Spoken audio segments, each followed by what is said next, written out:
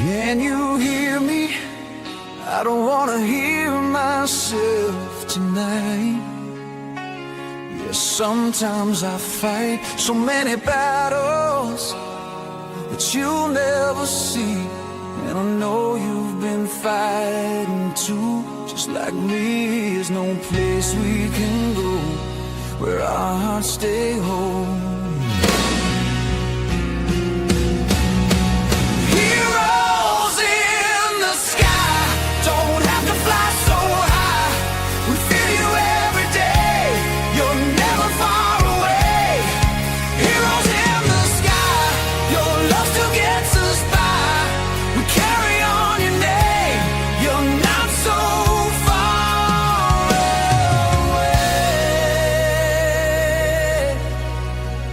Empty chairs and folded flags remain, but your love still runs through our veins. We tell the stories, keep the flame alive. You gave us reason to survive, and though we miss your touch, your spirit lifts us up. Heroes in the sky don't have to fly so high. We feel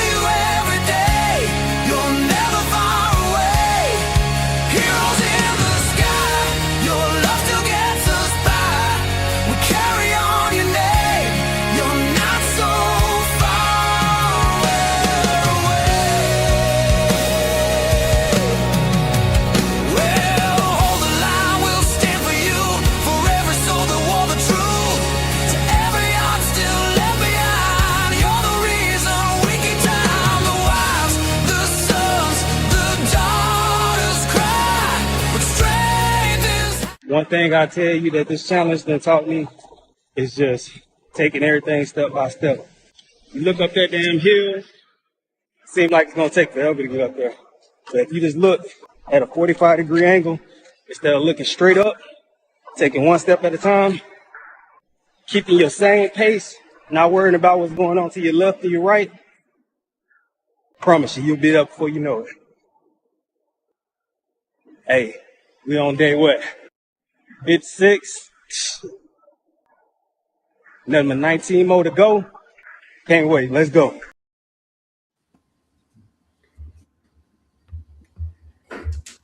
All right. Welcome in.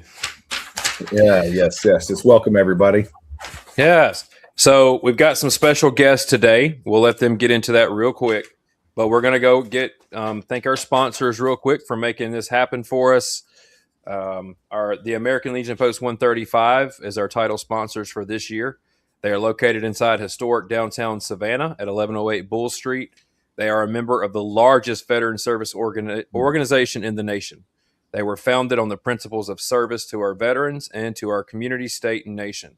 Their membership is open to any veteran who has served honorably and to active duty service members. They are home to the local 1110, Betty Bombers, Brighter Day, Centennial Bean, Lee Chai, and their bar is open to the public. And the best part is they hold public events all throughout the year. So if you are in or near Savannah or you want to host an event there, that bar is open for rent. So just go tell them your friends over at Heroes in the Sky sent you and check out that beautiful facility in downtown Savannah, Georgia. So thank you, gentlemen, for being here. We know that we try to bring on guests that are making a difference in the community, whether, through multiple avenues. So we'll have you introduce yourself, like a brief introduction of who you are and who you represent, and then we'll get the conversation started. I guess we'll start with Ken. All right. Hey, good evening, everybody. My name is Ken Alkaline, United States Marine Corps 2005 to 2011, and I'm blessed and fortunate to be one of the co-founders of Semper Fi Mission. Good evening, everybody. My name is Chuck Ondo, United States Marine Corps, 1984 to 1980. Laugh at my age. I also spent 10 years serving in the Pennsylvania State Police. I was an undercover detective, SWAT team sniper. And I'm also the co-founder of the Semper Fi Mission with my brother, Ken.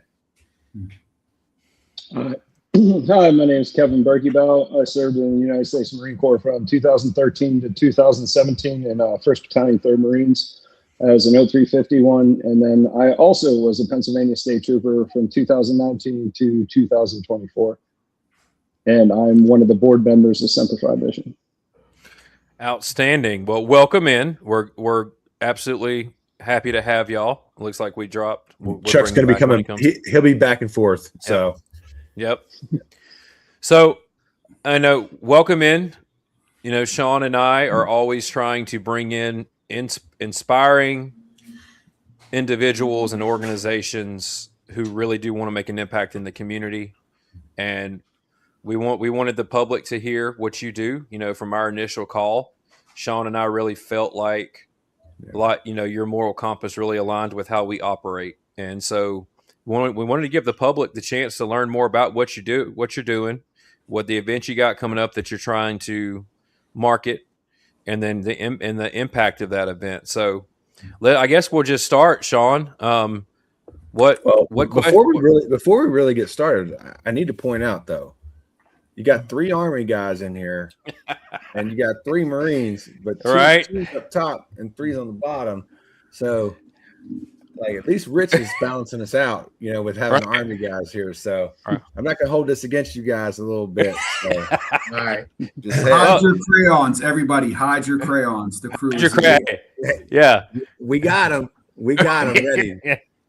Yeah. So let's go ahead and get into it. And first, I know Ken, James, and I had a nice conversation with you and your lovely marketing assistant that just has been tearing it up, and that's how she found us. So we can't wait for everybody else to kind of hear what you guys have going on. And let's start it off with the questions, James. Yeah. So I guess here, what is the mission of Semper Fi, and how was your organization founded? What is your why of why Semper Fi mission exists? Yeah, that's a great question. It's a good way to start. So, the mission statement of Semper Fi mission it's actually simple and it's broad intentionally, and it says that we're called to be demonstrations of God's grace and mercy. Demonstrations of God's grace and mercy to those that are afflicted, addicted, and struggling, that are our neighbors, in physical, spiritual, and material ways. So that leaves it open for us to do a lot of things, to come in a lot of avenues. And the why do we do what we do is because there's a need. Maybe we'll have a chance to talk about it tonight as we talk about the 5K. But Chuck, the question that he asked, because I want to give you a chance to talk because you keep getting bumped, is, what is our why we founded Semper Fi mission? And I was going to talk about the night with Jerry when you looked at me the next day and said, hey, there's 1,000 Jerrys. Why don't you tell a little bit about our why? Yeah, our why is, coming from a background, Marine Corps, state police, 16 years of my life, on top of doing everything. But while working, I fell into alcohol and then eventually fell into drugs. And I went from being a trooper to a prisoner. So I understand what it feels like to be top of the world. I also understand what it feels like to totally lose everything within addiction. And coming out of state prison, I never thought I'd be able to build life, but hard work and was able to build my life. And I just have such a heart for anybody that struggles with addiction, So Ken and I met. It was a whole divine experience how Ken and I met, and we both had a passion to go out there, and I happened to be a bar, and I pulled up to a guy one day, he had a sign, homeless veteran needing help, and it was a hot August day, and I said, you know what, I'm a barber, I got a barber shop. Why don't you jump in my car, clean up, bro, And he said, well, I'm too embarrassed to be in public. And I said, you know what? I got a private one-person suite. I took him up to my barbershop and I was cleaning him up, and there's something about a haircut that kind of leaves endorphins. And he started to feel my story about and how I turned around in his life. And I ended up driving him from my barbershop to the hospital to detox. And man, what a that was, here's a guy, 2 hours earlier, I didn't know where the next step come from. I was able to get him checked into the Chuck, you're breaking up big time, Chuck. It's really difficult. Breaking up. You know what? I'm going to try where I'm at in my house. Yeah, I don't want this to be That's annoying. all right. I'll jump in. Why first. don't you take over? Yeah. I'm going to So- move where I'm at. So, very simply, our whys comes down to three things, right? The first thing is that we have been through these struggles ourselves. I was suicidal, tried to commit suicide twice in 2016. Chuck had his own struggles when he got out of the police force and transitioned in the way that he did. So, we believe that the therapeutic value of one veteran helping another is without parallel. So that's number one. Number two, after Jerry tried to take his life, and we had spoken a number of prisons and with Veterans Court that week, we looked at each other, and Chuck actually said to me, he said, there's thousands of Jerrys out here, thousands. We have to do something. That's number two. And then number three, our mission for Semper Fi mission is, our faith drives us, and is, for us, we're followers of Jesus, and we're told that we're called to minister to those that are lost, to those that are hurt. But to be clear, it's not just those, it's our neighbors, it's our brothers and sisters. It's the guy that served in Vietnam down the street to the newly PCS Lance Corporal down the road, and it's everybody in between. So, that's our why, is because there's pain, and we've had a chance to turn our pain into purpose. And we know that we have a mission to do. And you guys can relate to this. Our commitment to each other does not end when we take our uniform off. Our commitment to our country and community does not stop because we got a DD 214. So we try to carry that same mission frame set of mind in everything that we do. Let me ask you a question. This is actually a perfect segment and to this question, James. So Ken, we talked at length a little bit about, the mission that you guys have, and how faith is at the center of everything you guys do. Not only always faithful, right? Like, Semper Fi, right? But that was a huge coincidence, right, Sean? Right. You're glad you picked up on that. Yeah, huge coincidence. So with that, faith is about relationship, right? It's about the journey, the individual's journey to continue to build upon, to be a better and greater version of themselves for God, right? My question for you guys, and I'd like to hear a little bit of each one of your take on this, but is how does being faith-based hinder your audience and the people and donors and such, or do you think it helps you guys? Kevin, do you want to go first? I don't think it really hinders us. We have different approaches. I mean, Ken and Chuck are very outspoken about their faith, more preach. They testify about their faith. I tend to kind of take more of the AA approach of I'm not extremely outspoken, because at least with me, when I first started to get sober, if you would have came at me with a lot of God right off the bat, I probably would have turned you away, because it from so many people that I know, especially veterans and first responders, we're angry with God. I was very angry with God. I was like, I don't know why I'm still alive, and some of my friends aren't. Like, why does these bad things happen? And I started to gain my faith from just doing the right thing and seeing all these people and the contact I had with these two gentlemen. It's literally, I try to be an example of what sobriety and what faith can do in your life. I was at the lowest point in my low. I had gotten arrested for a DUI hit and run crash. I was about to get fired from the Pennsylvania State Police, and I stuck a gun in my mouth, and I was sitting there, and luckily for me, I was sharing a apartment with my brother at the time, and he woke up to go to the bathroom, which stopped me. And I was very angry with God at that point in time. And I said, I know they're going to send me to rehab. You have 30 days to give me a reason to live. 5 days later, I get a phone call. My girlfriend, she's pregnant. Like, I can't make that up. And then there just happened to be this Army medic that was at the rehab I was at, that had been to this place in 2019 called Warrior's Heart down in Bandera, Texas, started by Tom Spooner. And it's a dual diagnosis, PTSD and substance abuse. And I called up, guy answers the phone. it's and I was like, I don't think you understand. Like, I just threw away my pension, all this stuff. He goes, son, I was a Louisiana deputy sheriff for 17 years. I threw that away. He goes, this is the right place for you. And I went down to Warrior's Heart and started to get the help that I really needed. Not only substance abuse, but trauma-based counseling.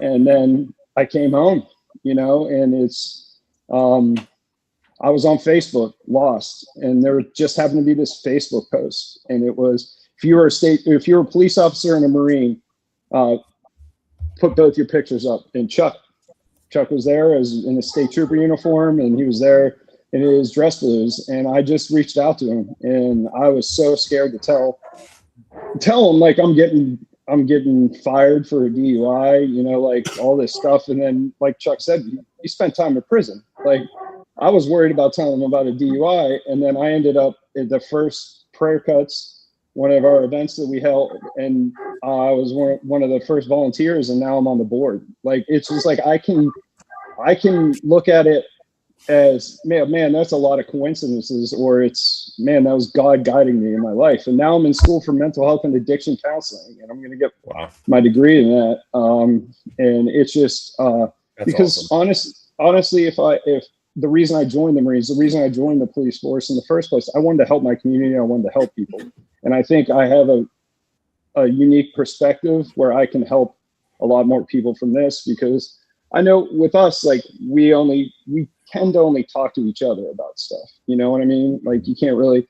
So if you come in and your therapist has a Marine Corps background and a policing background, like, you're going to be more inclined to open up to me because I can understand where you're coming from. So, like, there's just been so many things that have happened in my life. Like, there's no way I choose at least not to see them as coincidence. I see them as God guiding me, and he's just given me everything back that I took away from myself. It wasn't him, it was me. I was doing these things, and I tried to be the demonstration. So, like, I can show, like, man, if you do the right thing, if you help other people, like it says too in our faith, good things happen.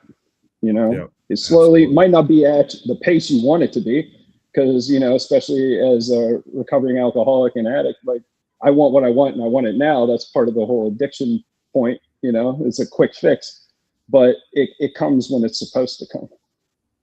So let me answer from an organizational perspective. So Kevin told it from a personal perspective, right? What it means to him. But I believe your question was more focused on, is an organization, right? Both, because the individual has to align with the organization at some level from a program or mission statement and mission action, right?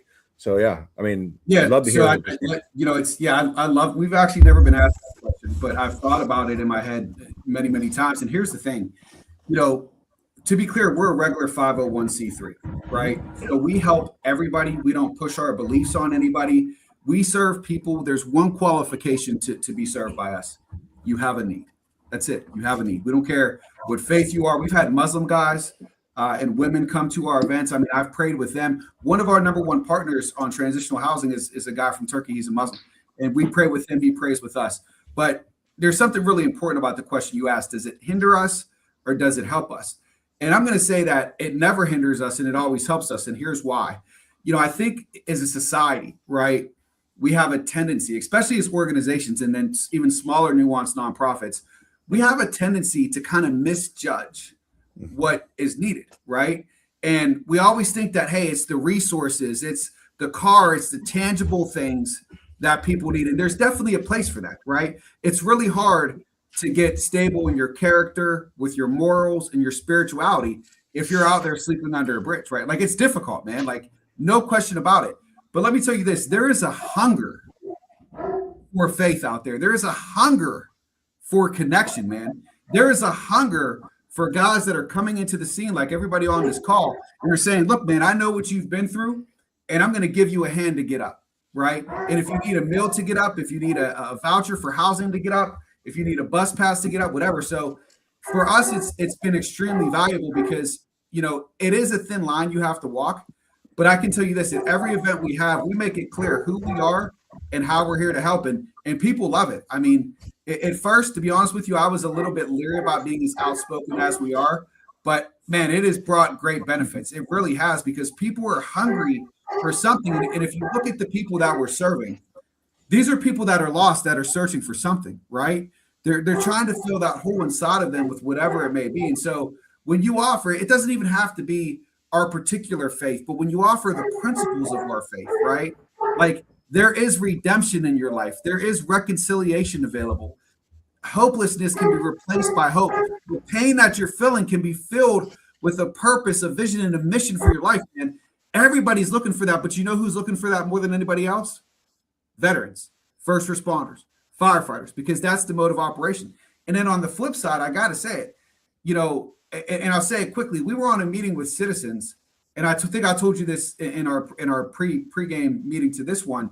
You know, they literally asked us, like, what's your funding plan, right? Thinking I was going to give them a 20-page business plan and talk about our partners and the grants that are available and sustainability and a funding strategy. And we can give you all of that. You know, just like any other organization, we know how to write these things and propose these things. But my answer to them was God. Like, God is going to make it happen. And when you have faith that bold, things just happen. I'm being honest with you. Blind faith, or faith of a mustard seed, right? Like, I mean, exactly. And so, like, we know the God we serve cannot fail, and we count on that. And it's a crazy way to run an organization. I got to be honest with you. Some of the things we do, the decisions we make, are flat out crazy. They make no sense organizationally. If we were a business, we'd probably all be fired, to be honest with you. But I'll share this story, and then I'll turn it over to Chuck. How does our faith hinder or help? When we were new, we had about 6 months in, right? And I was serving as the executive director. And so I took my role as very organizational at the time. And I still do, but it was the focus of being that, because I've held these roles before. And we had about $800 in our bank account. And Chuck called me, and he wanted to spend $600 on pizza to feed the homeless folks at an event. And I said, let me get this right. We have $800, and you want to spend about 80% of that on one meal for one event. I said, that makes no sense. And I remember where I was. In Pittsburgh, we have a place called Kennywood. It's an amusement park. And I was literally at the amusement park. I'm getting on and off the rides, and we're in our board mission chat, man, and I'm firing back. And I'm like, this makes no sense organizationally. And Chuck called me on the side, and he said, you mean to tell me you don't have faith? That God won't replace what we've lost? And I'll tell you this, we made a rule at that moment that we were never going to question spending money on somebody who needs it. And I'll tell you, we haven't done that, and we've been down to $300 in our bank account. And true story, the next day somebody's walked in Chuck's barbershop with a check for $5,000. I mean, it sounds unparalleled, but all I can do is tell you our truth. And so that's how it is. And like I said, yes, we are driven by our faith, but we are an organization that serves people. And I think a lot of people think that those are separate, right? That there's cleavage, but it's actually not. Like, we want to help people because of who we are, and what the world needs is people that are willing to help people, right? Especially guys like us who've been through the fire and can show somebody the way out. That was well said, Ken. Yeah, I want to jump in real quick.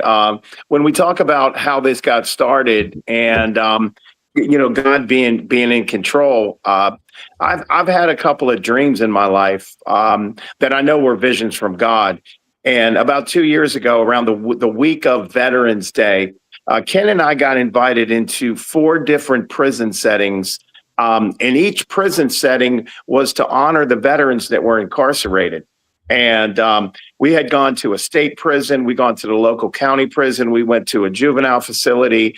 And after having gone to 4 different prisons in 4 days, that Thursday night, I had a dream. And in my dream, I was addressing a large crowd of prisoners. I mean, something like you'd see in a movie when you're talking about like San Quentin prison out in California. And there were hundreds of men in blue uniforms standing there. And I grabbed the microphone and I said, "Good afternoon, gentlemen. My name is Chuck, and this is my brother, Ken. We represent the Semper Fi mission, and we're here to lead you to the Lord." As soon as I said Semper Fi mission in my dream, I sat up in bed, I grabbed my phone, and I Googled semperfimission.org. That URL was available, and I bought it at 3:15 a.m. And I still have the screenshot. of that. And I called Ken the next day and I said, Ken, not only are we going to make this official, but God gave us a name. And then the very next day, I sat down to do a logo, and it came to me so clear. And it was the Lord told me, he said, I want you to reach down in that pit that you came from and lead people to me. And then that person turns around and pulls the next brother out. So our principles have been on God.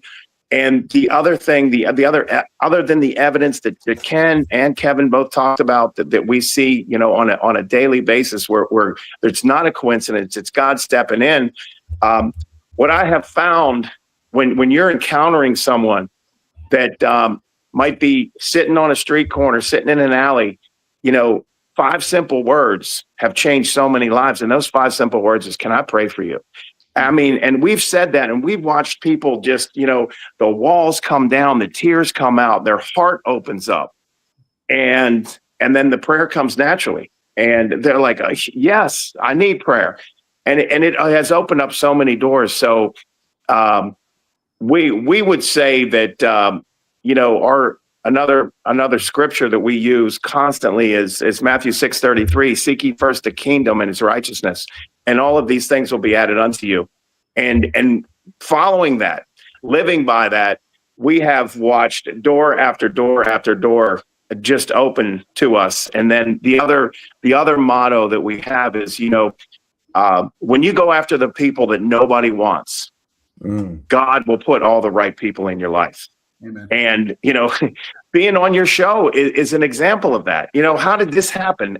How organically did this happen? Here we are on a national show with no effort of our own. And there's time after time. And, Ken and Kev can relate to this, that, we'll call each other. You're not going to believe this one. Guess who we just got a call from, or guess who just dropped a big donation off. It's been amazing. I gotta jump in real quick and say 2 things, because this is I'm feeling it right now. I'm feeling it. Message for the audience, and especially for the veterans that are watching, or anybody that's been through pain. I know you guys got a lot of followers, families of suicide, folks that have were victims of suicide, people in pain, people searching. Man, I just want to let you know, if you're that person in pain right now, I just want to let you know that with a dream, a heart, and a vision, you can go so far. Like, don't let your pain dictate the vision of your future, is what I'm trying to say. And I got to tell a 30-second story on this because it happened yesterday. I'm at an ice cream shop I'd never be at if it wasn't for a series of terrible circumstances, right? My dog bit somebody. I had to buy a second home. I'm there. The whole thing is happening with Jerry, right? A kid pulls up, gets out the car. It's my real estate agent, the guy who sold me my first house. Mind you, he lives in Florida now. He's in Pittsburgh for 1 week. We meet at a place that neither of us would be at, right? He comes to my first house to give me an estimate on selling it. We talk. We had been through some similar pain, a breakup in a relationship. I said, hey, man, can I pray with you? We pray. At the end of that, we're talking about finances. He's like, yeah, man, I would love to give you money to help, loan you the money to get your house in order. We could put it on the market. He said, but I just bought a billboard company for $300,000. I said, a billboard company? I said, we could use a billboard for the 5K. He said, done. Literally that night, I went and I sent it to Chuck because I had to crawl through the weeds on the highway to get a picture of it. We got a billboard for free, man, from now until race day. And that's the type of stuff that Chuck is saying. There, 2 people should have never been in that situation at the same time. There was the astronomical odds of us meeting there are crazy. And then the fact that he has a billboard company and we're looking to get the 5K out there. Yeah. Once again, God just provides, man. I didn't even think we have a billboard. I took a video of it. I'm like a kid in a candy store. I'm like, well, we are coming up, man, Yeah. A big thing, too, of what we align with is we're talking about taking care of the ones that are still here.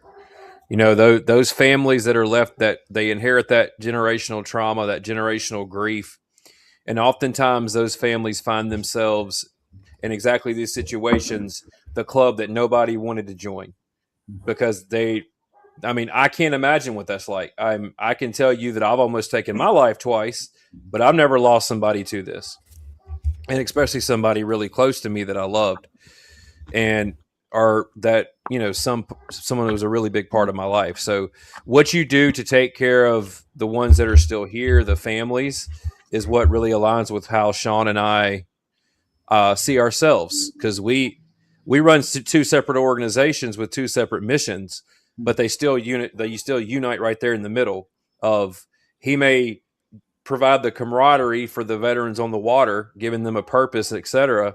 But then I provide the memorial pieces and then that advocacy for the families, because without it, some of these families would be lost, and they're probably lost already, but we're trying to pull them out of the darkness, because the suicide rates for families is higher than what anybody will ever tell you. People think once you lose the warrior to suicide that's the end of it. That's the start of it, because now the family member's risk for suicide elevates. Yeah. And so if y'all hear dogs, I apologize. I have loudmouth dogs, Great Pyrenees. So I'm just going, yeah. I thought that was Spirit.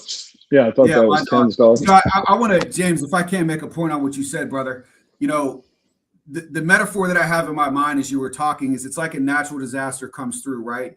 Because when we talked last time, you gave me statistical figures, and I hope that's shared with your audience on, if one veteran dies, it affects this many people. And the statistics you gave me, I think were like 27,000 people roughly were affected every day from the number of veterans, 44 that died there, right?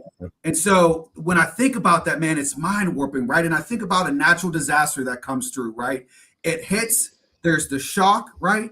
There's the awe, there's the pain, there's the immediate grief the day after, right? Same thing. But then what happens after that? The emergency services come in, the families come in, the communities come in, the resources come in. And I think that's a great metaphor for what we have to do for these families, man. We have to let them know that their community is not forgotten. I mean, I think we got to show up in a big way, James. I think this is a big problem that's going to require a big solution. And it's going to require all of us, from you folks down there in Georgia to Florida, to Carolina, to up here in the city of Pittsburgh, to the suburbs. It is going to take a village if we are going to attack this and make an impact. And I think that's why, podcasts like this and meeting like this, but that's what I think, man. It's like when the tragedy is over, the family is still behind. And so we need to come and surround them with love and with peace and with understanding and with support. And like I said, this is a bigger problem, and you guys know this, than anybody acknowledges. Because oftentimes this type of shame and pain and grief, it lives and survives in the darkness, man.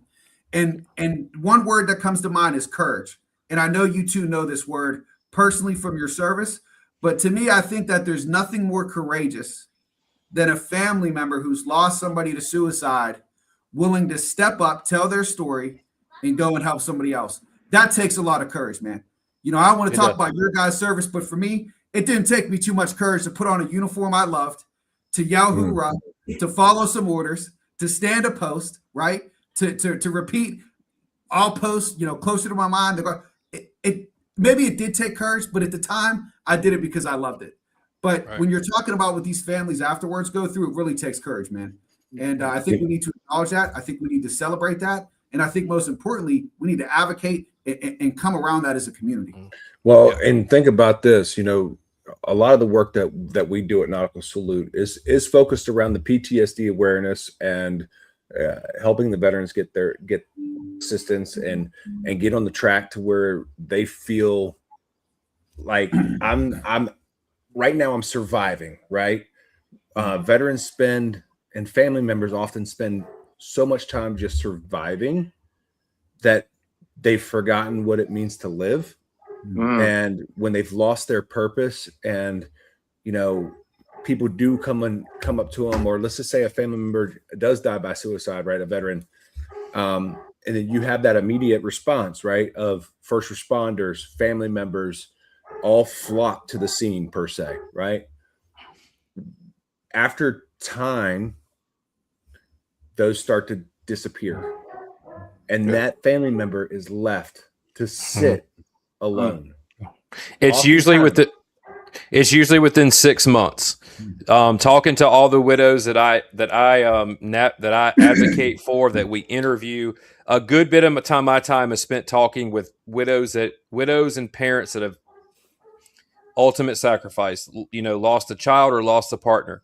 And the one thing they tell me is around that 6-month mark, the phone calls stop coming, the family stop calling, the battle buddies stop calling, and it becomes isolation and despair. And at that point, it becomes a fight for their life, because that's when their risk for suicide skyrockets, because they have nobody. They're sitting in a house that they shared with a partner or a spouse or child, that person's no longer here. And what do we do? So that's what I think about this all the time. And Sean did something for me. This man has saved my life. He doesn't know it. He doesn't know some of the purpose he's brought to me. But we always give statistics on the negative side, right? Of, 29,700 a day, 208,000 a week. That's the people affected by the people who die by suicide.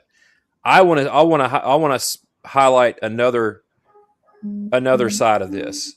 Do you realize, just like you're saying, if one person saves one veteran from suicide, or saves one veteran, pulls them out of the dark, right? That one small action did not save one person. It saved 675 people just by stopping one person. Now you go into that like two people, let's say everyone in this room, right, stops somebody and does something good and makes an impact in one person's life. Now you're multiplying 675 times 5. This is how many people we have the chance to affect and make a difference in their lives.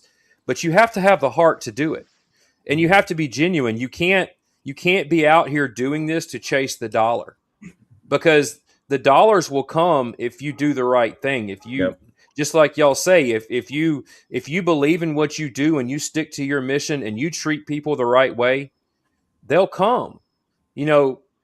Resources come. So we really like what you do. We really like your approach to how you help people. And I'm the numbers guy, so I'm going to try to make people see how we actually just have someone that we honored. Actually, you all saw in the opening video. We've got a couple people actually, and John Ring, who's another co-host with James on Sundays.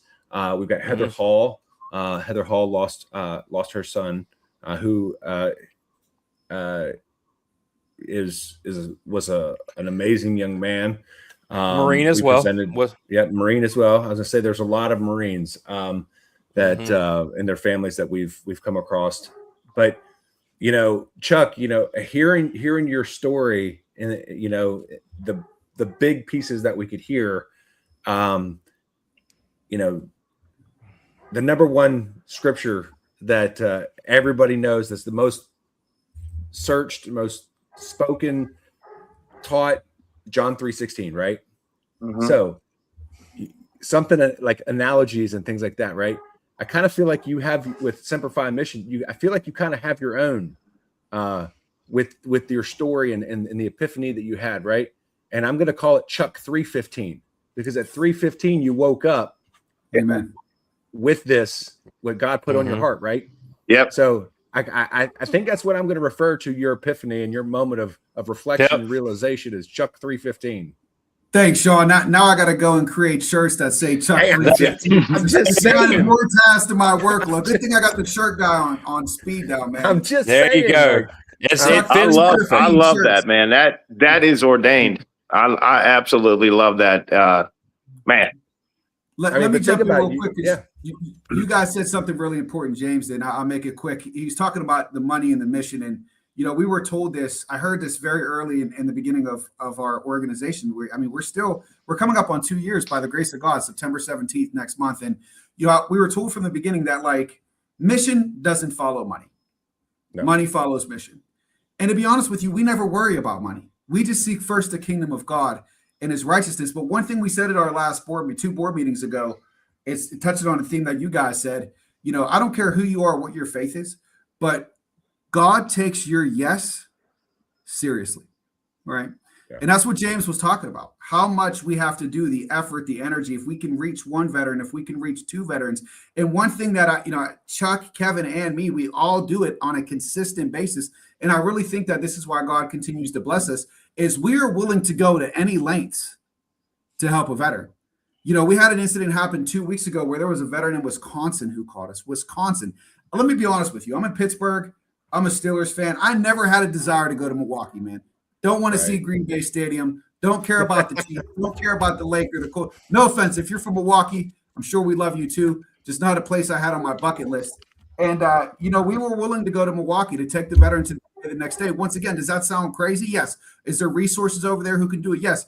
But when the veteran says to you, I feel like the Spirit was moving through you talking to me. And when he says, I don't trust anybody else, but if you come out, I'll go. What are you going to do?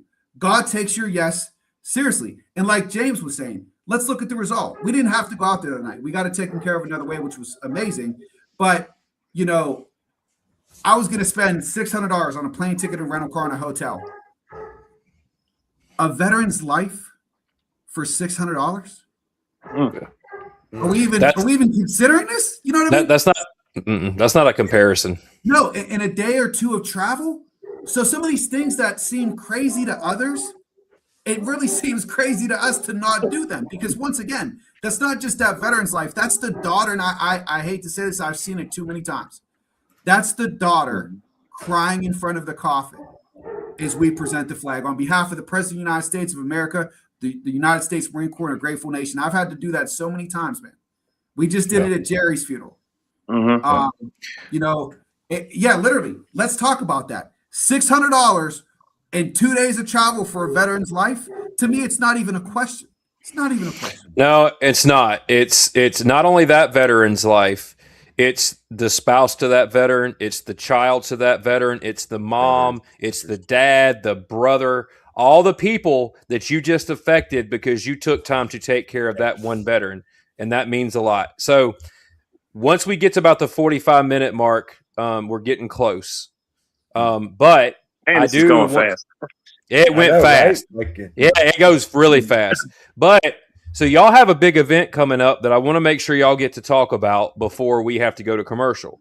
So can y'all tell us about this 5K that's coming up and what people can do to help push this event, sponsor this event? What do y'all need from people listening to help make this event a success? Go ahead, Ken. See, Ken, go ahead, brother. We both got so much respect and love for each other. So we do.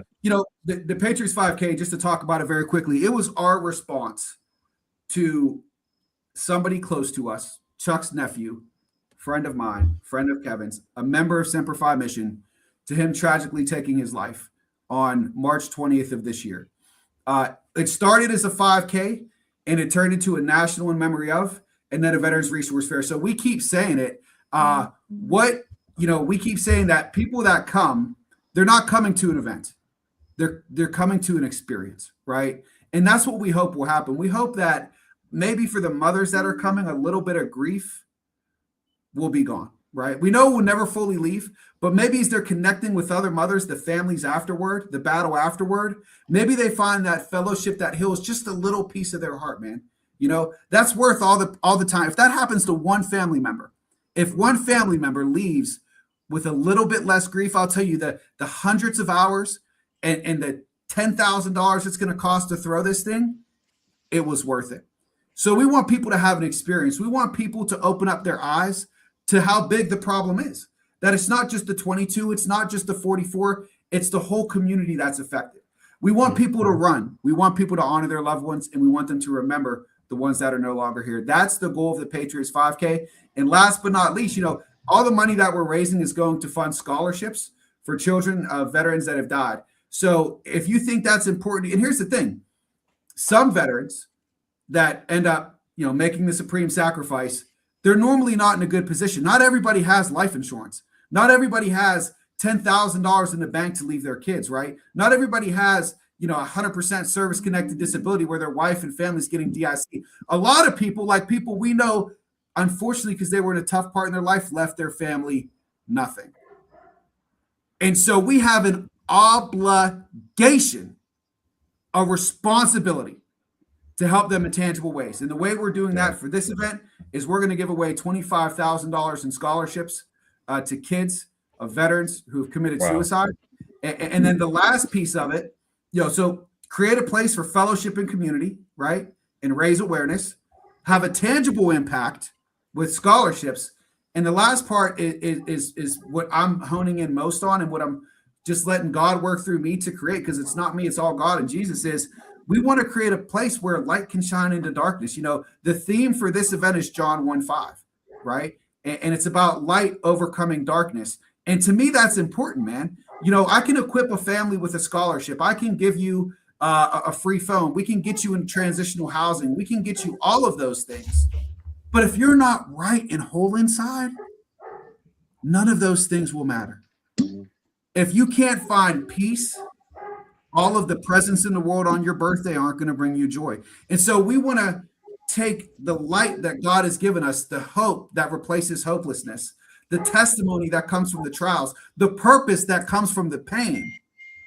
And we want to create a space where that can foster and seeds can be planted and it can grow. And so if you want to support us, we haven't asked for money from anybody. We have 56 sponsors that have generously donated once again to take care of these families. But if you want to go, do us a favor. Send us a 30-second video on why this issue is important to you, why it's important to help your community, to be there for the families afterward. If it's on your heart to give $10. But most importantly, if you want to remember a loved one, anybody, this is any veterans that's died. And I hope everybody, look, I'll say this, and I know I got to shut up.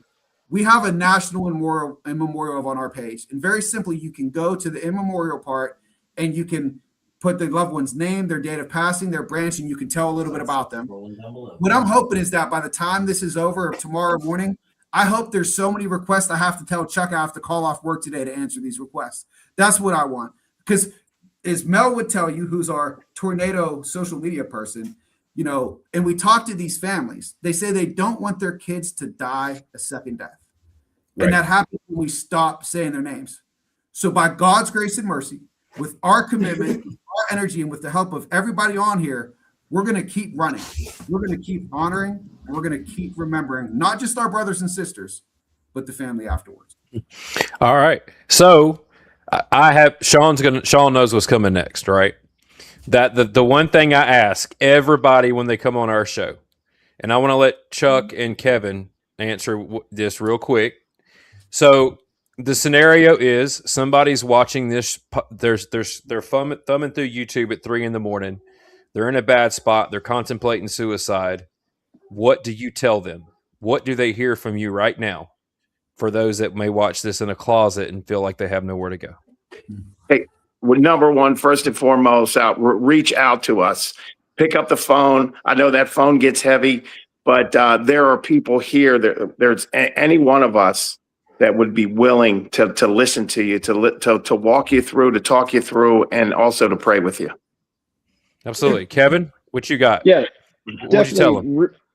Definitely reach out, talk to your friends, reach out to your buddy. I couldn't tell you how many times, when we lose somebody I served with, or hearing another veteran talk about why didn't he call me? Or I just talked to him a week ago. Like, reach out, people do care about you. It might not seem like it. And if nobody's told you they love you today, I love you. There you go. So, gentlemen, we're going to go to our commercial here soon. But real quick, your website's been popping up under the screen this whole time. But how do people get a hold of you? And if they want to donate and contribute to the 5K, how do they do that? Yeah, absolutely. So I'll take this one, Chuck. It's really simple. Semper Fi Mission is our nonprofit page. We have a donation button there. We have Facebook, Instagram, all that stuff. But what we really want to focus on is the 5K, to be honest with you, because there's just so much going on in this space. So patriots5k.org, almost impossible to forget, right? We love our Patriots. We love 5Ks. We're nonprofit.org. Go to patriots5k.org. Give whatever you can. If it's $10, if it's 10 cents, if it's $100, if it's $1,000, we promise you that money is literally going to go to give somebody hope. And it's going to take away some pain and take away somebody's burden. So check out Semper Fi Mission. You can always give to our mission. But right now, our focus is on the 5K. And honestly, I went by saying this, that there's 3 young girls that are the recipients of this. And so think about what you're doing for them. Think about when they receive this money, they're going to know the hero that their dad was. And that's something that we can't give back because we can't give back Jerry, but we can let them know that their father was worth enough to be honored as a hero. And that's going to be special, not just to them, not just to us, but to an entire nation that owes their debt of gratitude. Absolutely. Well, thank y'all so much for being here. Y'all stay. We're gonna drop you from the studio, but y'all hang tight.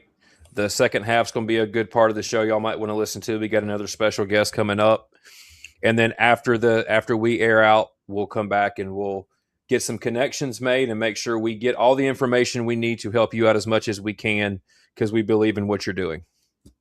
Thank you. Thank you, gentlemen. Thank you, guys. Absolutely.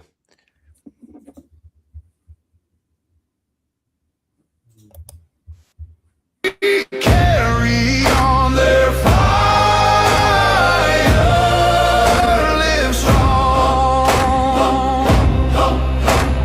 Boots still echo in the night, guiding us through every fight. We wear their courage like a shield, never break and never yield. When tabs play soft across the land, we stand tall and raise our hand. They paid the price so we stand free. This cadence sings their memory. Sound off to sound up. Bring it on down. Hearts of stone, they're never alone. Never alone.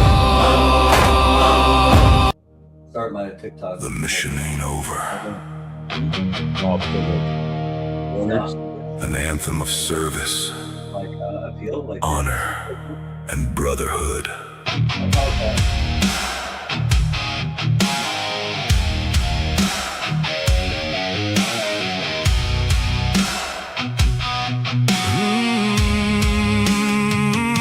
We wore different boots, walked different roads, carried our share of heavy loads, but the oath we took didn't disappear. When the uniform got hung up here, we learned that battles don't always end. When you finally make it back home again, some wars get quiet, some wounds don't show, and sometimes your brothers are the only ones who know. So we made a promise, simple and true. If you're still fighting, we're fighting with you.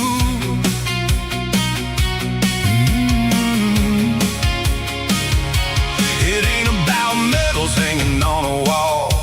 It's answering again when somebody calls. Different ways to serve, but the reason's the same. Stand beside our veterans and remember their names. Cause the mission ain't over when the uniform's gone. We still carry each other, we still carry on. To service and honor through the hurt and the scars. We remind one another who the hell we are. From a seat at the table to a hand reaching out, to a voice through the speaker saying, we're gonna talk about it now. As long as one veteran is fighting alone, the mission ain't over till we bring them home. Sean found a calling down by the waterline. Nautical salute became another front line, building community, giving veterans a place where nobody has to hide what they're trying to face. Rich keeps the smoke rolling, fire burning low. At Combat Kitchen there's something veterans know, that food brings us together when the words are hard to find, and a meal between brothers can quiet a troubled mind. And James looks up to that endless blue for the heroes in the sky and the families who knew the cost of service, the sacrifice and pain, making damn sure we never forget a name. 3 different missions, but the heartbeat's one. Honor those we've lost and fight for everyone who's carrying a battle they don't know how to explain. Sometimes all it takes is someone who understands the pain. The mission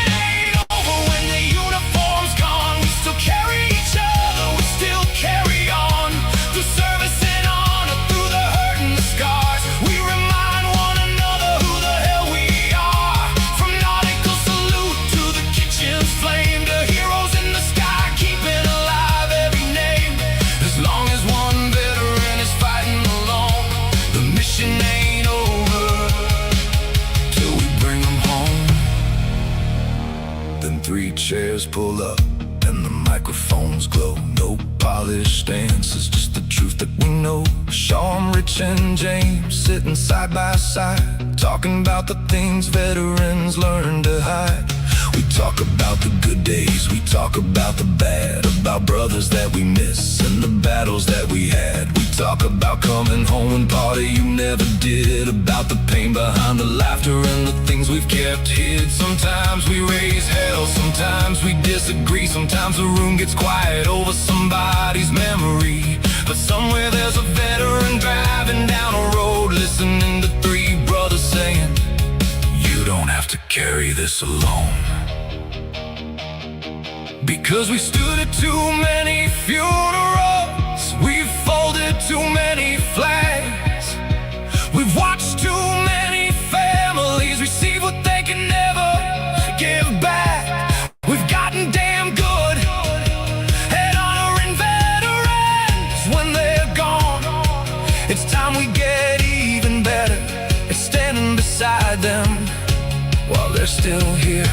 So pull up a chair, grab a plate, come down to the water, turn on the show, tell us your story. You don't have to pretend here, you don't have to be okay here, you just have to stay. Sean keeps building the community, Rich keeps feeding the soul, James keeps honoring the heroes and the stories that must be told.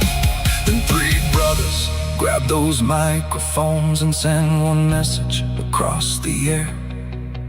If you're struggling tonight, there are still people who care. The mission ain't over when the uniform's gone. We're still brothers and sisters and we're still standing strong. Through service and honor we'll answer the call, and when one of us stumbles we carry them all. From nautical salute where belonging begins, to combat kitchen breaking bread among friends, to heroes in the sky where their memories live on, to 3 voices behind microphones saying, brother, hold on. We will serve, we will listen, we will remember their names. We will stand in the darkness and help carry the pain. No veteran forgotten, no story untold, no brother or sister left out in the cold. Because service isn't something we did, it's who we are. Honor isn't something we wore, it's how we live. And brotherhood doesn't end when the uniform comes off. So until every veteran knows they've still got somewhere to go, until every veteran knows they've still got something to give, until every veteran. Come on, James, bring him in. All right. There we go. There we go. All right. Welcome in, John. So we've had, the first half was an inspirational organization making a difference in many people's lives. And so the second half of the show is not any different. The gentleman sitting in front of you today was one of the first ones that they run he's the host. I'll let him say what the host of, but they brought us on as a guest and got us a lot of support in the Texas area. He's been instrumental in a lot of things we've done. So welcome in, John. Give us a brief introduction of who you are, the show that you run, and a little bit about your background. And then we'll share the story of what you texted me, because I think that's pretty powerful. All right. Well, once again, man, thank James and Sean for having me on today. I do really appreciate it, because the more the word gets out, the better. My name is John Salerno. I go by Sideshow. I'm a retired New York City detective. I was a paramedic, and I did about 24 years in the fire service in a volunteer department in Long Island. I run 2 shows. I run a Badge of Honor that supports our first responders and provides resources for those who are battling. And the 99% Radio Network uplifts the community and brings foundations and organizations such as Heroes in the Sky out in the public This way, it's something that the mainstream media doesn't attach to. We have to do it ourselves. So that's pretty much my story. Right. And if you don't mind, so he texted me something right before he came on, and it's really emotional. And I don't know if that's something you're willing to talk about, John, but it's pretty powerful of some of the things you've kind of gone through and yeah, I do want to get the story out because and a lot of people probably already know it. It's been all over the news. We do hashtag Walk the Bridge. We started hashtag Walk the Bridge back in 2017, where we walk for veteran and first responder suicide, to walk and talk. And it became a worldwide phenomenon. And it's all over the place. It's in England, UK, different parts of the country. Everybody walks on the third Sunday of every month for 20 minutes, a half hour. They do little walk and talks. And it usually starts around 3:00. So, back then, about 2017, Karen Solomon reached out to us, and she was the founder and she was a co-founder of Blue Help back then. And she wanted to, learn more about what we do here in Texas. So we started telling her about the walks, and she came out and visited. And, she was an advocate, a tremendous advocate for our first responders in suicide prevention. And after long discussions, she said, I have a dream of building a park. And we had that same dream. There are walls all over the country honoring those who served and died in the line of duty. But there's not one that's in the country that honors the families of those who lost the battle to suicide. Those names are forgotten.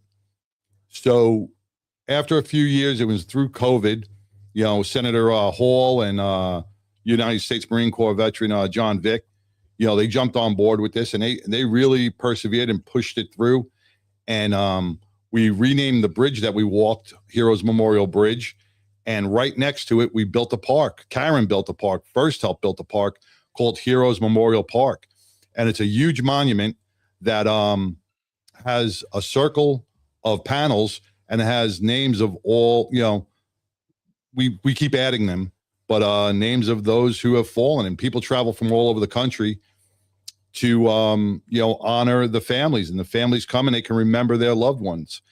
And this past week, she's an advocate, and she fought for all of our first responders and their families. Her husband was a 31-year veteran of the Worcester Police Department, and he also was a very big advocate. Was a very big advocate. And scrolling through Facebook, you see a news article. I saw a news article, and I didn't know if it was true or not, because you never know what to believe on Facebook, or you don't know if it's whatever it is. And tragically, she murdered her husband, and 6 days later, there was a manhunt out for her, and they just found her this Tuesday. She had taken her own life. And it gets to me because I've been there. I've seen the inside of that rabbit hole. I had a SWAT team on my lawn. I had tear gas, shot into my house to try to talk me down. And the pain that it keeps coming, that these advocates do not get help for themselves. They're always giving help and serving others, but we have to remember to serve ourselves. yeah. Wow. Yeah, That's heavy. And it's, coming into today, I was telling Sean that I'm like, we have an opening for a guest. I want to see if he can be here. And I didn't know this. I didn't know that this was going on. And I'm glad that we reached out to you today to bring you on to. Your guest before talked about faith, and his dream, and things happen for a reason. I was battling today, got a lot of stuff in my head, and you text me, and it was an uplifting feeling. So, you know, it's those little things you never know when you reach out. When you reach out to somebody, what they're going through, and you can change the whole entire trajectory of their day. And, you know, you guys did that today, and I thank you for it. Well, Well, John, I don't know if you've heard this often as well or not, because you've probably been there, being the one to kind of support others or anything. But I want you to know, you know, this is the first time I met you, but I just want you to know I'm glad you're here, brother. Thank you, brother. I'm glad you're fighting. Always. But, you know, we always got to be, you know, that bucket fills up, you know, and we don't know when that last drop's going to be put in there. Compassion fatigue is a real thing, you know, and we all suffer from it. We all have our own traumas. We all, you know, either veteran, first responder, whatever it is, we all battle our traumas, but compassion fatigue sneaks up on you. That's something that you know, you don't really understand, that the weight of everybody else's problems laying on your shoulders, because you're serving them and you're helping them. You know, it's not always the blood and guts, man. It's the stories that we hear each and every day helping people weigh on us. And we do have to offload those. And if we don't, you know, we will slip into that rabbit hole, and that darkness is not good. We can't get out. Yeah, Sean and I talk about all the time about, you know, we make fun jokes at each other that we may text each other and may not hear back from each other or whatever. But the joke that it's, if I feel something's wrong, or if I'm used to talking to you every day and something's odd, I'm going to reach out. I'm going to try to call you first. And if you don't answer, I'm going to text you just to see if you're okay. And I wait for an answer. And Sean's the same way. And you've and there's been several times I've had text back and forth with you that I maybe wasn't having the best day, but there's always that compassion that you share to help others. You can clearly see that with what you do, with what those gentlemen would do, you know, with what Semper Fi mission does. Yeah. And that fuels what I do, because, you know, you don't know when Sean's going to have a bad day, or I'm going to wake up and have a bad day and just tank. Here's the thing. PTSD doesn't exclude anybody. There's days where you wake up and it hits you, you drown and you don't know what to do, because the day before you were smiling with your kids, you were running in the park, you were riding your motorcycle, you were doing all these things you enjoy doing. But the next day when you wake up, it feels like you don't belong in this world. It feels like you've checked out or you've detached. And that's a real feeling, and having real people in your corner that never give up on you. Yeah. I want to ask you a question, John, because I know, Sean, we just did an event up in Florida, right? Great event in Jacksonville. And a young soldier who's about to commission ask our panel a question. Yeah. And we was sitting there like, wow, we've never been asked that. He said, and I want you to kind of get your input on this. What do you do? And I'm gonna preface this by saying he lost his brother to suicide. His brother, unfortunately, died by suicide earlier this year in January, and so he's living through this. But the question he asked us was, "What do you do for those who don't want the help?" And we sat there and we thought about it. We looked at each other. Everyone on the panel looked at each other and thought of how we were going to respond to answer this young man who's genuinely probably feeling like, what could I have done, or what didn't we do? So, I'm going to give you the medical paramedic answer to that. You know, when someone's choking, right? And if you ever took a first aid class and somebody is choking, right? Until they put the universal sign up, you'll see people coughing, you'll see people, right? And what do they tell you? Stand by. Go. Just sit next to them, stand by. Can't cough anymore. Yep. Correct. And it's a question that deserves an answer, and just be there to stand by, because when they're ready for help, you'll see it. If you listen, you'll see it. If you force help on somebody, you'll push them deeper down that rabbit hole. So they have to be ready to be able to express their emotions. With any death, you go through a series of anger, heartbreak. You go through all those The 7 stages of grief. the stages of grief. So you have to just be patient and wait and be compassionate and understanding, and wait for them to be ready to talk. Yeah, because it is a tough thing to lose somebody, especially to suicide. Right. And I don't know. I don't know where anger falls on that in that 7 steps, but that's where I'm at with D'Angelo. And if you don't know what part of our introduction, the last voice you heard was D'Angelo Shaw. And I still have a hard time talking about this because that was my brother. He helped me found this organization.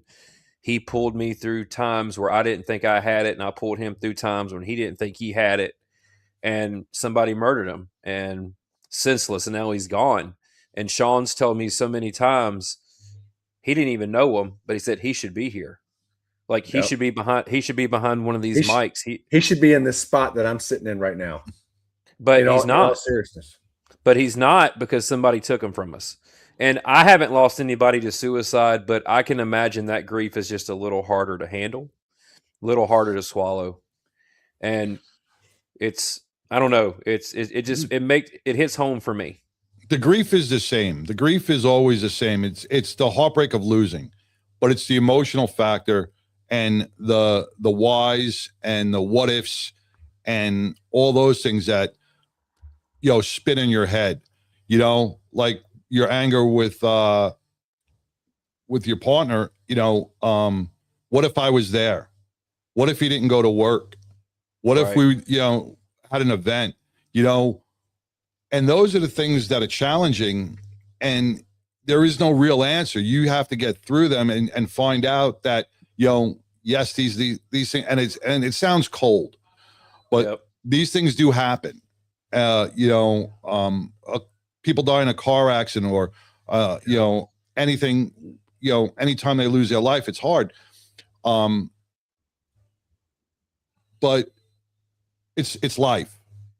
And as cold as that is to say, and I don't mean to be cold, but that's life. And you can't take self-blame for that.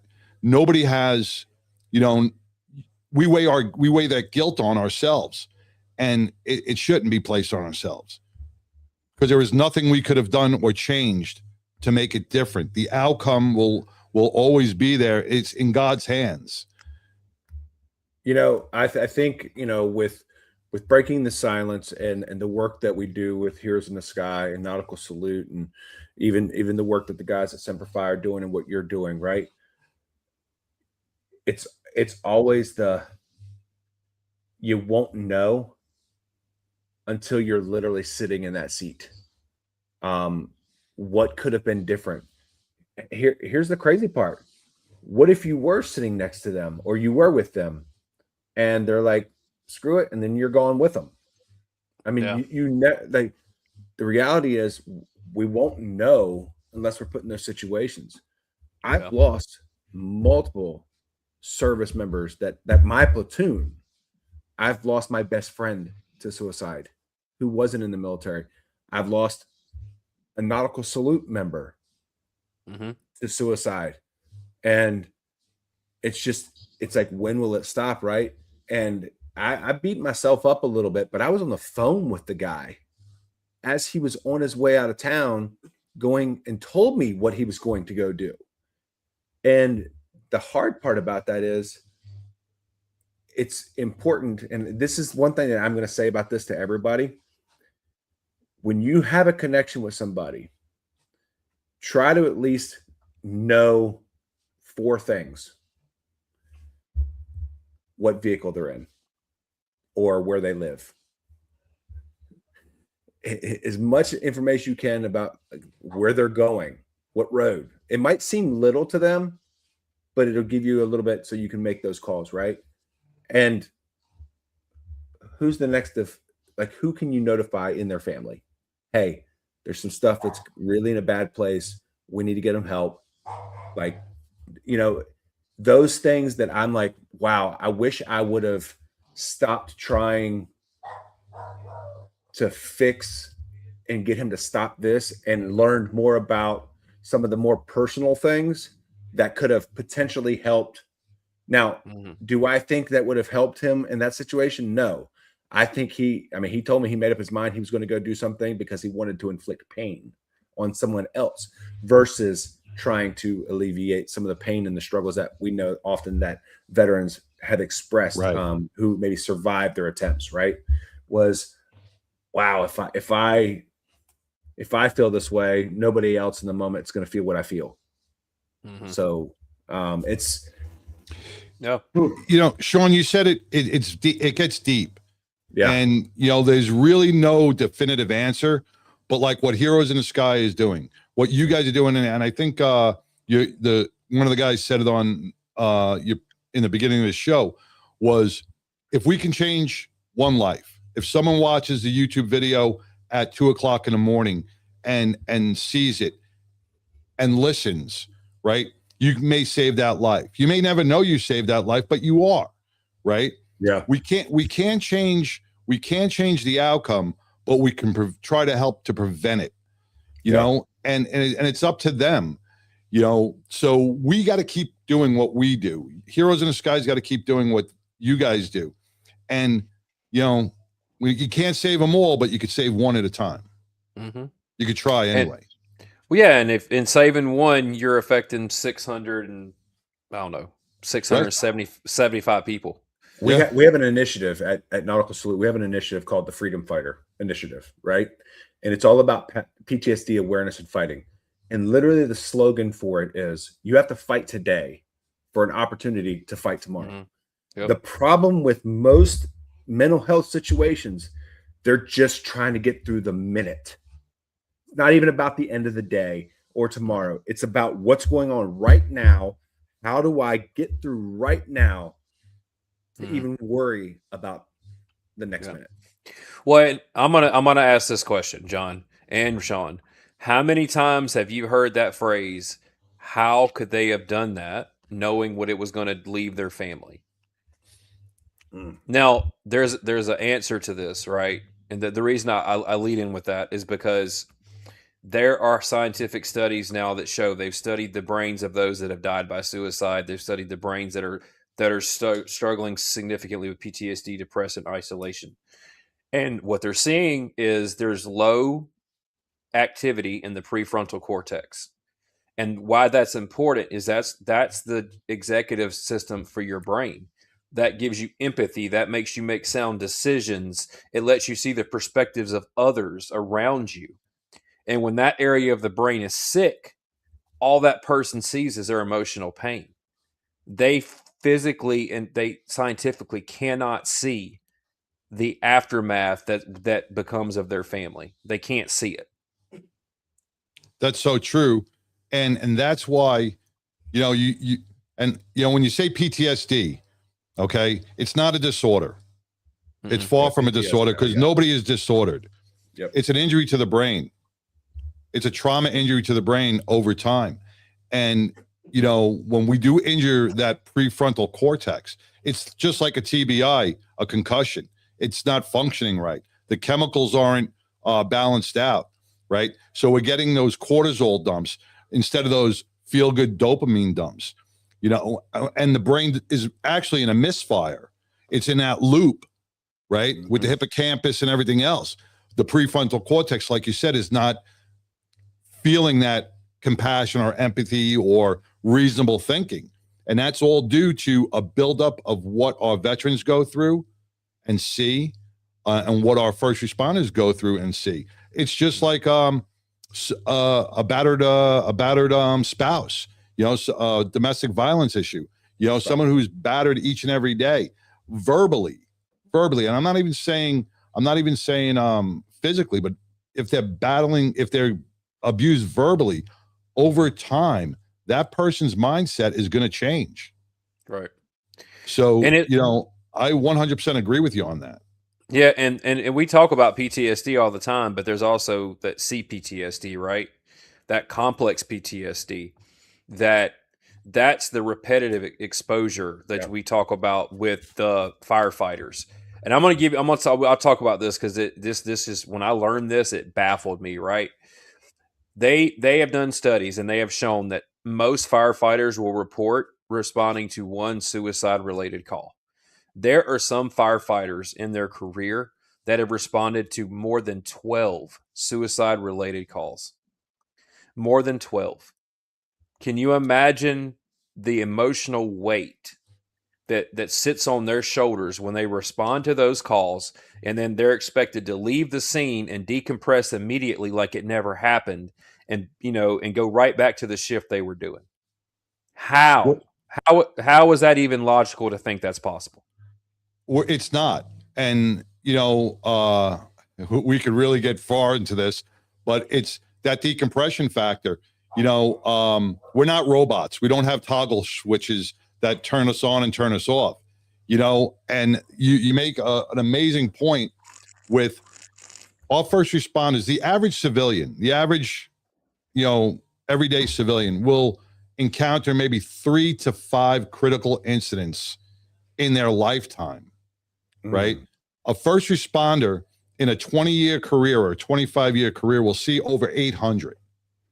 Maybe 400 of those are extreme critical incidents. So where are you filing all this in your head, And then the triggers that come up, the smells, the touches, the sounds, anything can trigger and pull one of those files out, So complex PTSD is a huge thing for our first responders. They get it over and over and over again. Mhm. I've sat around so many campfires with veterans as well. And, I've heard veterans go, combat veterans. And they'd be like, I was in the thick and, there would be somebody that was deployed, but never was in the thick, never saw combat, turned around to me and said, well, I'm not talking about my traumas because I just heard his trauma. But it's individualized. You're allowed to have traumas that, you don't have to be in the thick of stuff. When you raise your right hand and you take an oath to protect and serve our country, our cities, our communities, and states, and willing to die for it, right then and there, that's a trauma. You've put yourself on the plate. So nobody could, demoralize your trauma. Those are yours. No matter what they are, they're valid and they're yours. And it's not a who did what type of game. Well, And John, I think a lot of people battle with that as well. Well, I think the other thing that is kind of key that hits on this a lot is everybody experiences things so different from one another, right? Yeah. The three of us on this podcast right now, we could be in a vehicle at the same time, same front, left, right, and we will experience that crash or that incident totally different because the way your brain goes into fight or flight, the way the compartmentalization of it, or maybe the lack of compartmentalization, right? And just somebody going into shock. I mean, you just don't really know. And for me, I try to say, hey, I don't understand what you're going through. Yeah, I might have been in the same firefight or I might have been in the same car accident, but guess what? I was the passenger. I wasn't at the wheel. I wasn't trying to avoid this, or guess what? I got blown up. Guess what? I was in the turret this time. So I try to avoid saying I understand what somebody's been through from the standpoint of it's better for me to say, you know what, I can relate to certain things, but I can't relate to and understand what you're feeling because I'm not inside your head either. Correct. Yeah. Correct. And that is true. That's true to my military service as well. I experienced multiple IEDs and explosions, but I never experienced those from inside the Humvee. I was always in the turret. So I've got 3 confirmed concussions in the TBI registry because of those explosions and the damage bouncing back and forth from the aftermath of those explosions. So, Yeah, because my PTSD or my trauma that I felt is going to be completely different than the people sitting inside. Yep. You know, and that's a good point, Sean. Yeah.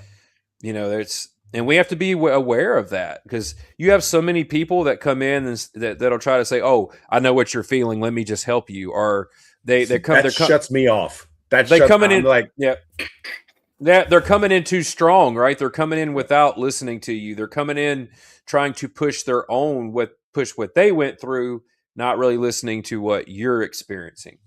And that's what I would encourage anybody, if you're an advocate in this field, that's what I would tell you is everybody's different.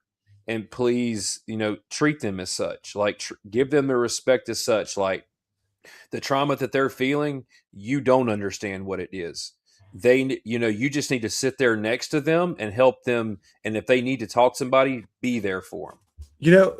Why don't we normalize when we're in situations and people are telling their stories, like you do have in certain group situations where people feel like they have to one up somebody, right? Okay, this and that. And I think that's where a lot of like certain groups at the VA or other areas that, when they're putting these groups on, it kind of fosters, right? And then people are like, I'm not going back there anymore because like they're a joke. But at the same time, right? If we have, and I think this is where like Semper Fi probably comes in, Semper Fi's mission, where it is from a perspective of individual faith and all working towards a common mission and goal. Like whatever happened to just saying, I hear you. I've experienced similar things, but how do you feel about that now? Like, what feelings do you get about that situation now, whether it be 30 days removed, 10 years, 20 years, right? Because the thoughts are still there. The emotions still come up. Like let's start normalizing asking how people feel about that right now from then. Yeah. That's a great point. When we look at people, and most PTS suicides happen years later.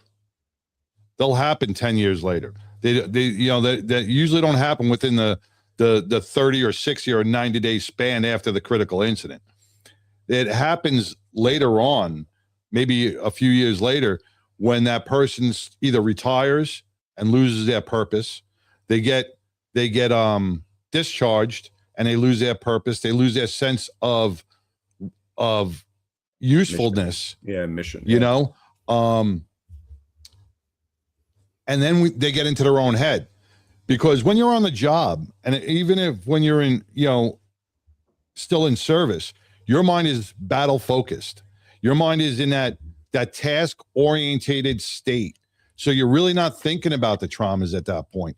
It's when we are alone and in our own thoughts. That's why we got to keep our mindset and our purpose task orientated, because most people in service are task orientated. So when we lose those tasks, that's when the issues really start to build up. And you're exactly right. A lot of the trends we're seeing in the younger veterans that die by suicide, there's typically a pattern of a forced exit. Like they wanted to continue serving, but they got injured, or they were forced out of the service when they weren't ready. And so that was an immediate loss of their identity, of their purpose, of the goal they always wanted to achieve. And now it's stripped away from them. Yep. And that plays heavily into the younger ones that we're losing that are dying by suicide. You bring up identity, and that is a huge thing, because if you did 4 years in the service, or if you did 20 or 30 years in the first responder field, right? People on the block always say, yeah, that's U.S. Marine or that's U.S. Air Force, but once you lose that, you felt, we become what our job is, which is wrong. We should not, our identity should just be ourselves. It should not be our job. But because of the service we do provide, it is just It's just a natural impact. Mhm. So that's a big thing. We lose our identity and we feel useless. Yep. Absolutely. I agree. Mm. That's deep too. Because those listening, if you've worn the uniform and then you've taken that uniform off and then you've been sent into the civilian world, saying, "All right, you're done with that service now. Figure it out." That is really hard. It's And a lot really of it's hard. abrupt. A lot of Oh, it is it's abrupt without it's very without even when you think about it, and say a service member gets medically retired or discharged, 95% of the time they don't even have a choice, and it's within 30 days Mhm. to 90 days that generally that separation happens from them telling them, and then they're left like, well, what do I do now? Right. Yeah. Yeah. They obviously, like, they spent all this time to train me and to make me Mhm. believe that I'm part of a team and that I'm important and valuable. Right. But how quick are they to let me go? Here's what Sean and I talk about all the time. The gentleman from Semper Fi Mission, Nautical Salute. We What met. you do with, right? What if, just what if, the retention NCOs, they know who's not Always. staying in. They know who's not staying in. They know who's not that do not want to continue their service. Let organizations like ours in there to talk to them 6 months, 8 months before they ETS, before they take the uniform off. Let somebody like Semper Fi Mission come into them and give them the resources that they need. So when they do experience that abrupt, what am I supposed to do with myself? They've got somebody to call. They can say, wait a minute, Semper Fi Mission came in and talked to us, and this is their number. Let me call them.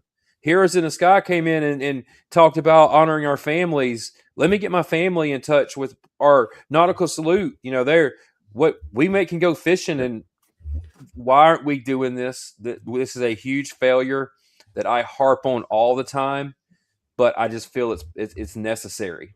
What are we doing? James, let me ask you something, Sean. In the first responder world, and I can't speak for veterans, I'm not a veteran. The peer support community within now in the fire service, in police departments, in paramedics, the peer support has done so much good within and it keeps growing each and every day. It's really evolving to a great progress. Does the veteran community within the combat zone or within any of those zones or deployment, do they have a peer support? Is there a peer support? Let me take this, because here's the thing. So while you're in, you are each other's support. It is your battle buddies, your brothers and your sisters, right? That's all you have to count on. Mm-hmm. Your family is back here, and the only ones they have to count on, if they choose to, is going to be maybe the family readiness group, if they want to be part of that or not, or potentially family, if they're even around, because they PCS and keep moving all around, right? When they get out, what are the go-tos for peer support? American Legions, love them, but just throwing this out here, being honest, VFWs, AMVETS, DAV, all of that.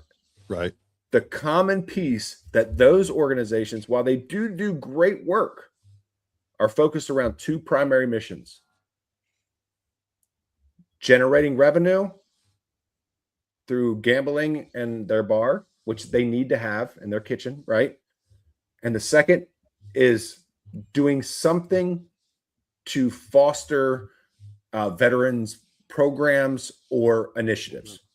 That's really, when you actually break it down, it's that simple. Right.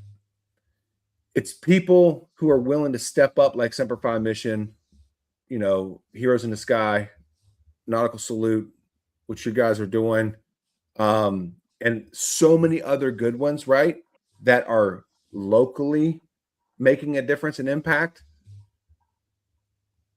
that's where we're starting to see more people step up, because the younger generation, the GWAT is what we call them, aren't spending the time in the old school civic organizations. Nope. Half of them that won't go in there is because they're trying to become clean from drugs and addiction and alcohol abuse. Yeah. And how can they provide a step in the right direction for themselves if they're surrounded by those vices, right? So Right. the peer support comes down to groups like us, but it also has to come back to the family. Yeah, and I'm going to highlight my VFW just because he's right. A typical problem we see is the younger veterans do not want to join the older civic organizations because of the optic in of what they are, right? Yeah, stereotypes. You get those VFWs like mine that I'm a life member of that have programs that actually touch individual veterans. And that's what the key here is. These younger veterans are looking for places to go that have programs or advocacy for what they're going through. You know, they not the entire community. And that's not saying that's not a bad thing. It's that individual is lost. That individual person that just took the uniform off is lost. They need direction and they want purpose. And they want something tailored to them so they can feel part of the camaraderie, part of the family. So what our post does really well is they have a homeless veterans can go there and get food, clothes, whatever they need on an individual basis. It's not based off of community. It's if you're a homeless veteran, you find yourself in a tough spot, come here. And that's the difference in a lot of these posts. The ones that have positive impacts is they have programs that are individualized to the veterans, not community wide. And that's my take on that. Yeah. Like fishing. John, if you came out with me you came out fishing, John, like James has been on a boat with me when we had 23 vets come from Wisconsin or Minnesota. Yep. Minnesota. And you know, and the age range is what's unique about Nautical Salute too, because we have 30-year-old, you know, veterans, and we've got 84-year-old veterans who all get together. And here's the beautiful thing about this. When they get together and they're on our boat or they're sitting on our dock or they're sitting around our table, it's what's up, Rich? James, man, how you doing, brother? Like, man, I'm gonna kick your ass when it comes to fishing later today or tomorrow, or you know, or you know, it's we can be ourselves, and we can be vulnerable with each other too. And that's the best therapy. Yeah. That I think that is the best therapy that's out there. And you know, getting out on the water with 10 or 15 others, you know, the conversations start. You know, they may not be as deep as, you know, you're on a couch with a therapist, but they're more impactful when it's veteran to veteran. And you're out there, you know, enjoying and decompressing and not in a hypervigilant state. You're able to relax. Look at the energy and the relaxation that happens in nature, right? You hear a lot of people say, hey, go out and touch some grass, you know, or just go out and be one and smell the air and feel the breeze. Like being out there in that situation where you can literally just connect with community. Like we're building a veteran resource center. We have to raise the money for it, but we have the property, and it's FOB Genesis. That's the name of it, right? FOB in the military world stands for Forward Operating Base. We are in the community, meeting people where they're at. We'll have a place for them to come, but it also has a bigger meaning for us. It's not just a forward operating base. It's a place where veterans can come together and their family and focus on belonging. And water's healing. Water has healing properties. Absolutely. The most calmest I've ever been is on my boat in the middle of a lake when no one around me. like nothing around me but water. That's probably the most peaceful place. Now, my I've ever wife been. really doesn't want me being out there alone because what if something happens? And you know what? It's all good. Right. But yes, it is. It is one of the most peaceful. Feeling the rock a little bit, and Yeah, it's tranquil. and the smell. Yeah, It's tranquil. Yep. Absolutely. Well, we are getting close. We're getting close to wrapping this up. John, is there anything that you've got coming up or going on that you would like to kind of let the people know? Well, nothing really coming up. We're celebrating our 25th anniversary of 9/11. 25 years passed real quick. And just wish everybody would never forget. I want to bring back that sense of community, that what America was really about. 30 days, 60 days after 9/11, there were American flags on every porch. I want people to just think about that and think about those families that we lost, the brothers, the sisters we lost and continue to lose due to medical issues. The Celebrity Softball Classic here in Frisco is going to be honoring our first responders on that, along with the birthday for 250 years of America. So you can get your tickets at celebritysoftballclassic.org. It's a great fundraiser. It benefits about 28 different foundations. I think that's where me and you met, James, right? Mm-hmm. We met at Celebrity Softball Classic. It's Yep. an amazing event. And just, be kind to people, man. Humanity is sometimes lost, and a simple thank you or a simple "how you doing" can change the way someone's having a bad day. If someone's having a bad day. So you're not going to escape the show without answering the question everybody answers, because I want this to be inspiring, but I also want this to be, here's the scenario, it doesn't change. Somebody's watching this show at 3 a.m. They're contemplating suicide. They feel lost. What do they hear from you right now? I'm going to show you. That's the number 41. I wear this on my neck. Right? Noah sailed his ark for 41 days in darkness, in rain, in storms, and never knew if he was going to get out of it. But on the 41st day, the skies opened up, cleared up, and everything was peaceful again. Don't miss your number 41. Don't miss that number 41. Your 41 is coming. It's right there. Don't miss that 41. I like that. That's powerful. All right, John.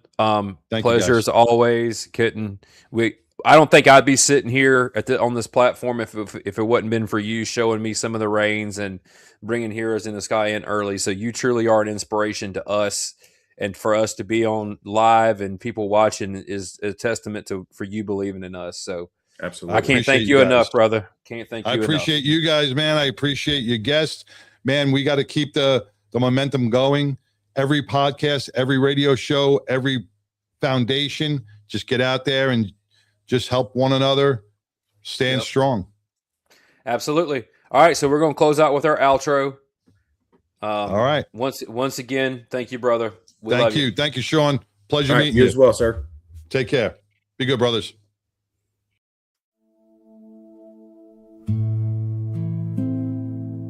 I used to think healing was supposed to sound heroic,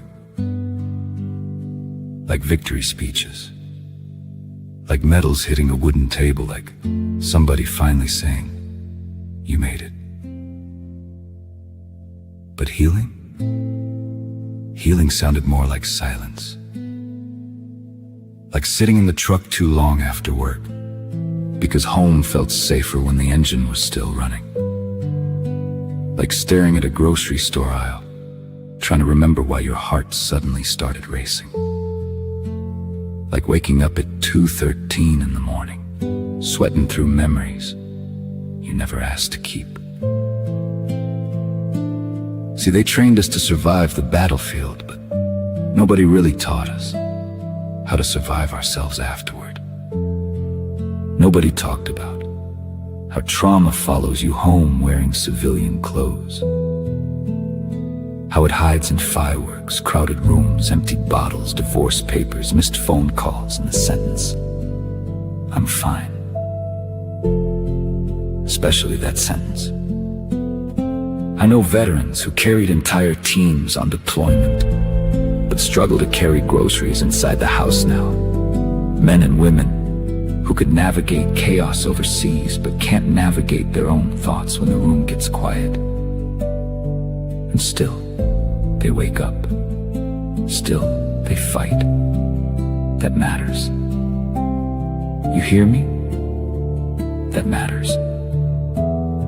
Because hope isn't always loud. Sometimes hope is just making the appointment, answering the phone, talking for the first time, saying, "No, I don't think I'm okay."